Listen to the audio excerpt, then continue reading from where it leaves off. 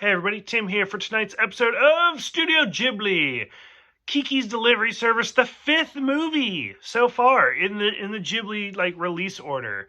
So the movie originally came out in 1990. As most Studio Ghiblis, there have been two dubs. The original first English dub that came out in 1990, and then the Disney dub that came out years later, 1998. That's the one that I've always seen, is the 1998, mostly just because of the voice actors, like Kirsten Dunst, who plays Kiki, Phil Hartman as Gigi, and then Matthew Lawrence plays the little boy. So first of all, I think it's really funny that Kirsten Dunst and Phil Hartman are in this. I am a huge Phil Hartman fan. I absolutely love him. He was a fantastic actor, fantastic voice actor, all sorts of things. I could go into a whole spiel that I gave my husband, but I won't. So this is the last thing he did before he was murdered. And so in the movie Small Soldiers, they play father and daughter. And so in this movie, Kirsten Dunst and Phil Hartman, it's she plays Kiki and he plays her cat.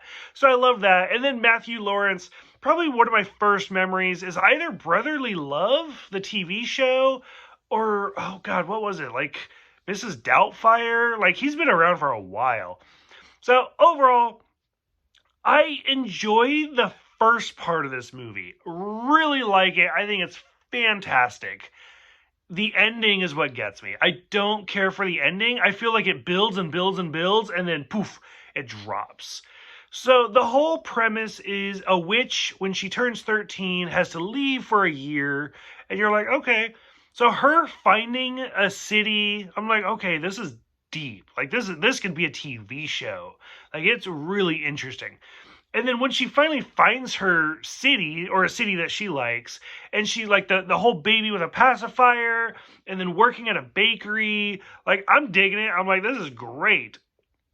The killer, her first customer, where she the crows attack her, and she loses the toy, but she has to find the toy. Stuff like that is interesting, and like I said, it should have been a TV show. We got whole episodes right there. Cooking with the old woman, who I think was Debbie Reynolds, if I remember right. But her cooking with the old woman, because she's like, no, you need help. And as soon as she delivers the pie, and she's like, oh God, it's one of Grandma's herring pies. Literally, if they had skipped that scene and gone straight to her delivering the pie, I probably would have been that girl. And I would have been like, ew, a herring pie? Fuck that. Why is that a thing? But as you watch her going through the work, you're on that side because you've seen all of the work they had to do. And I'm like, oh, I would have been the jerk. And it's sad. But still, it kind of gives you those perspectives. And it's fantastic. So I really like that. Like I said, the ending, and literally, boom, the movie's over right after that. The whole where Kiki's losing her powers and Gigi can't talk anymore. And then once she gets her powers back, Gigi still can't talk. That's what gets me. That's one of those moments where I'm like, what? And supposedly that was the plan all along, was he was never supposed to talk after that, because it's supposed to show that Kiki and Gigi are growing up. No, I don't like it. Maybe it's because I grew up with Sabrina and stuff like that. I need the talking cat. It's part of it. So it just kind of bothered me. The whole ending just really bothered me. I do love how the story continues right into the credits. The movie doesn't stop.